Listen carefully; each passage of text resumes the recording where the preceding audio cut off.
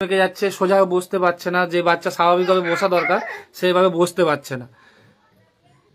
সব থেকে বড় হচ্ছে আস্তে আস্তে রোগটা যেহেতু প্রোগ্রেসিভ একটা রোগ, মানে যত দিন যাবে এই জিনিসগুলো বাড়তে থাকে, আর একটা টাইমে পর শ্বাসকষ্ট দেখা দেবে এবং খাবার খেতে পারবে না। সেখান থেকে আর পরবর্তী জিনিসগুলো আমি মুখে মানতে পারবো না একটা বাবা হিসাবে। তা এই মেনলি এইগুলোই আস্তে আস্তে হয়, যদি না ট্রিটমেন্টটা ওই 1.5 বছর বয়সের মধ্যে হয়। তো আপনারা যে আমাকে যে বিশ্বাস করে যে অ্যামাউন্টটা আমাকে দিয়েছেন, যে সবাই মিলে যে ছোট ছোট একটা ক্ষুদ্র আজকে অত বড় জাস্ট একটা অ্যামাউন্টটা একটা 2 লক্ষ টাকার মতো আপনারা সহযোগিতা করেছেন, তো সেটাই আমরা যে বলেছেন যে ক্যাশ দেওয়ার জন্য, সেটা আমরা 2,10,000 রয়েছে। আমি এই দাদাকে আপনাদের ক্যামেরার সামনেই 2,10,000 যেইভাবে দিয়েছেন, কেউ দিয়েছেন 200, 500, 100, আমি তো সবার নামটা নিতে পারবো না। আর একটা জিনিস বলে দিই, আমাদের কাছে পারচেস না করেও এক দাদা ভাই 5,000, কোনো দাদা ভাই 2,000, কোনো দিদি ভাই 1,000, 200, 500 করে দিয়েছেন পারচেস না করে। সমস্ত পয়সা আমার নিজের সম্বন্ধীয় সহনীয় আগে ডোনেট করেছেন, আরো 10,000 টাকা দিলেন।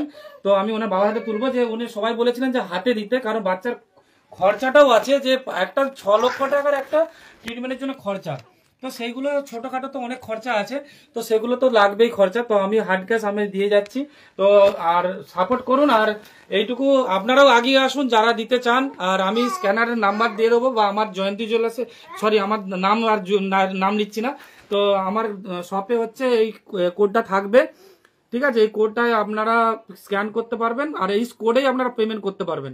আর এই কোডটা কোনো ফেক না, এটা ফেক না তো? না, এটা ইমপ্যাক্ট কোড। আমরা ফান্ডটা সমস্ত যা ফান্ড আসবে এখানে জমা পড়বে, এখানে স্ক্যানারটা একটু ভালো করে দেখিয়ে দেন। আর এটা ইমপ্যাক্ট গ্রুপের একটু স্ক্রিনশট মেরে নিন, যেটা আপনারা স্ক্যান করলে পরে দেখবেন ইমপ্যাক্ট গ্রুপ বলে নাম আসবে, আর ইউপিআই আইডি আসবে সাপোর্ট আস্মিতা। এটার কিছু পোস্টার, এর মধ্যে সমস্ত ট্রিটমেন্টের ফান্ডটা জমা পড়ছে। আপনারা যারা যারা ডোনেশন করবেন এটা একবার চেক করে দেখবেন।